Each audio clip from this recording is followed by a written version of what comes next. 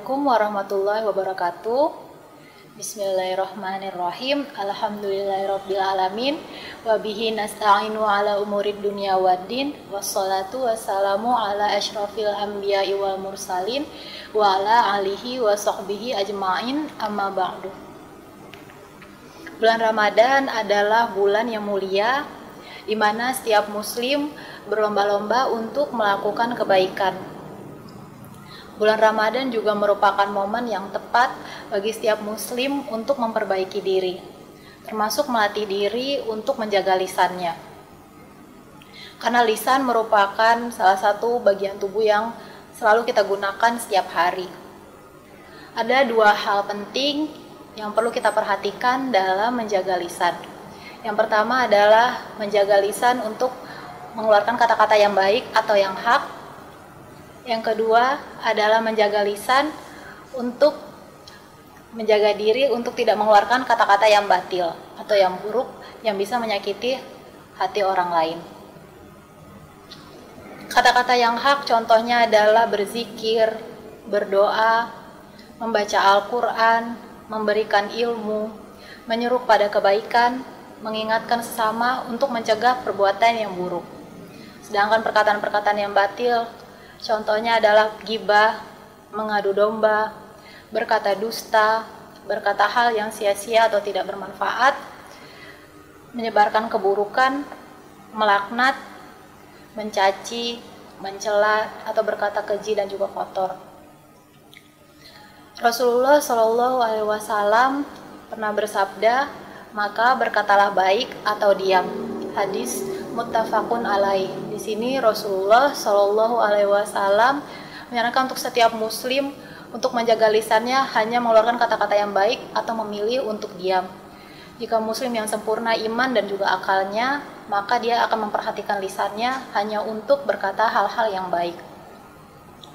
Kemudian ada seorang laki-laki yang bertanya kepada Rasulullah Shallallahu Alaihi Wasallam, siapakah muslim yang paling baik?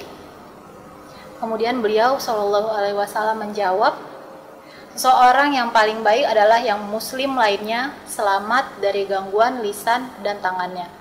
Hadis riwayat Muslim. Di sini Rasulullah Shallallahu Alaihi Wasallam juga memperingatkan setiap muslim untuk menjaga lisannya agar tidak mengganggu muslim yang lainnya, agar tidak menyakiti muslim yang lainnya.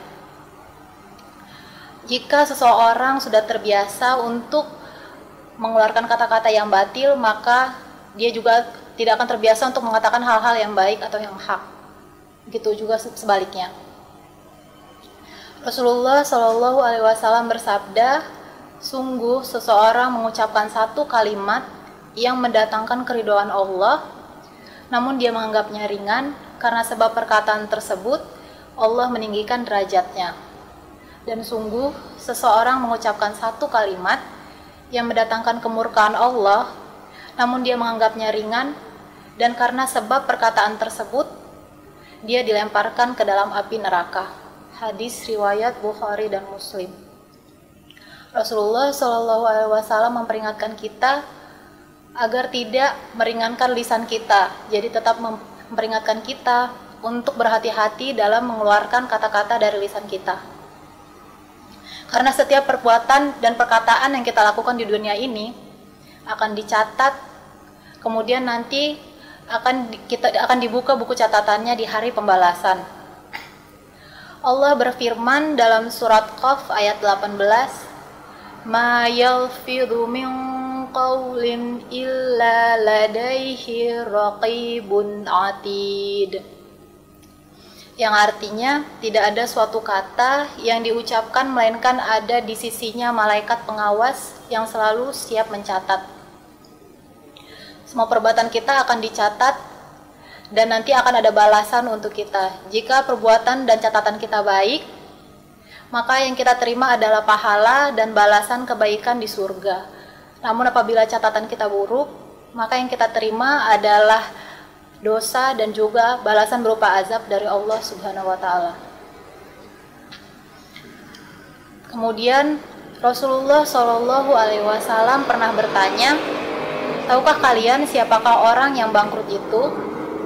Para sahabat menjawab, orang yang bangkrut di antara kami adalah orang yang tidak memiliki dirham dan juga tidak memiliki harta kekayaan.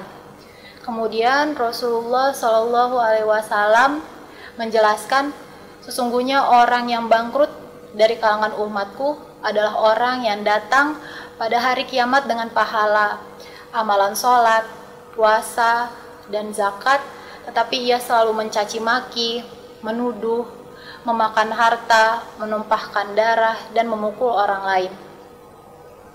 Maka diberikanlah bagian dari pahala kebaikannya untuk orang-orang yang ia sakiti.